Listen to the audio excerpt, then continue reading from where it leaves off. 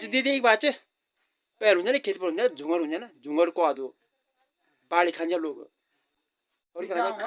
कंडा दी मैं साले या मैं कौन बारी हाँ। अब मैं नहीं जान कि ये तो इन खान का मैं तो खाई नहीं ब्याज हुई है क्या बाढ़ निकल ना मैं जाने अब मैं तो चपांग वो उधर तो कैसे भी क्या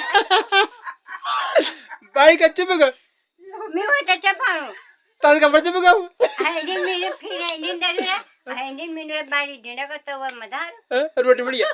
काकू मुझे वो तो चिपके गया वो तो बताइए तब क्या बात देख बात वो तब आओ तो हर वो तो कपड़े तो क्या खड़ा हो रही ये बक्काई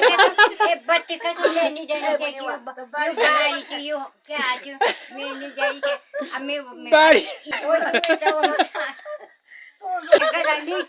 गदनी गोता होता लुकाय कदन नदी